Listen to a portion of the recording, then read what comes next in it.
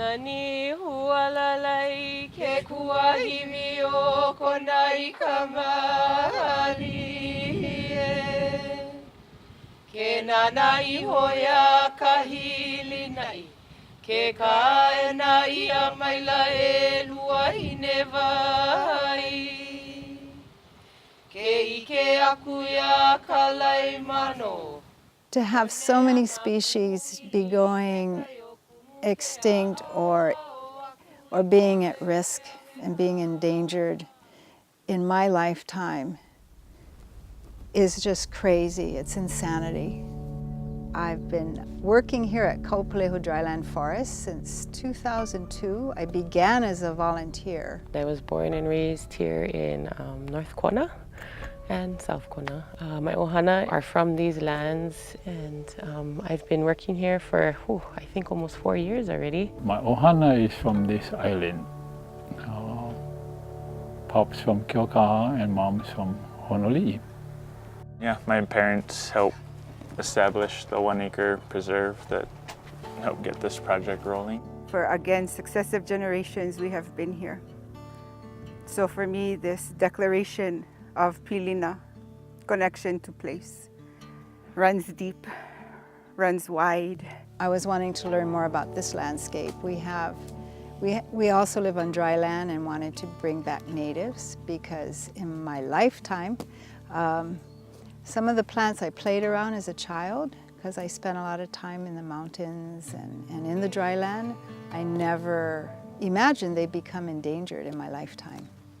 And that's what we're seeing. This ecosystem is so at risk that it's disappearing at an alarming rate. We see people who say, oh, you work with native plants, what should I plant? And they do it after they bulldozed everything that was there. Well, the sad truth is that the new invasive species are better at propagation and will eventually take over if nobody comes back through and maintains the area. One of the reasons is people also like to live where this ecosystem lives. And the trees that have roots are the ones that suffer. Some people who would come here and take and use these endangered plants, and they act like they have the right because they have cocoa. I'm not for that. And as far as wood is concerned, or la'au, I would like to have people find substitutes for what they think they need this particular la'au for. Thank goodness there are others like us who are connected and have not given up, no matter what. They're working. My kuleana with the forest is to share spirit of place. My kuleana is outreach. I go into classrooms, I coordinate group visits to the site, and I collect data and do reporting, but mostly it's to facilitate connection for people who can't be here physically or for people who are here in the forest. It's really to facilitate connection to this place that I love, and I hope they love too by the time they leave. So I'm the restoration technician, so I'm the guru on the ground. I do whatever needs to be done. I'd say 90% of our work is weed management, whether that's clearing new areas, maintaining or clearing fire breaks, or going through and maintaining what's already been outplanted. I wanted to open this space up to our keiki too and be deeper in the forest and have them sit in silence, and some really beautiful things have happened here. After sitting in silence, people really have connected to people who have passed, and past memories of people who have passed, or places that they enjoy being in.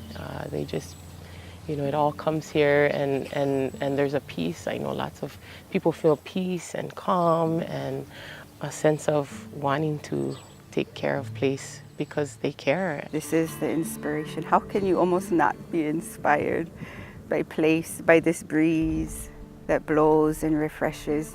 Know your places, know your landscape, know your elements of place. I really have faith that place can give us help.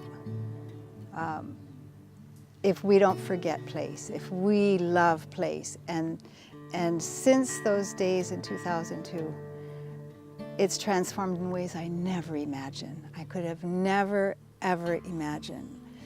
I never gave up hope. I have faith in ʻaina as being resilient. But this resilience is just phenomenal to me. I mean, in a time when there is so little hope around us, the transformation that's happened because of community, because of many young ones coming and making trails and loving and singing and planting and weeding and saying things like, my parents would never believe I'm doing this. I can't stand working in the yard, but it's joyful and it's collective and it's amplified through time. That's all I want for people who come here too, is to have that sense of hope and faith, like Auntie said, and to never give up. If it weren't for us, eventually a lot of these things will be lost. And so the truth is, this place needs our help and we're here to do it.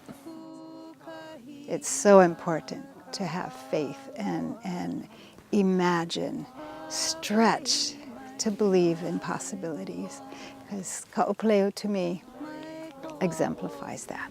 So mahalo, mahalo for the support OHA is giving, and Kamehameha Schools and many, many others.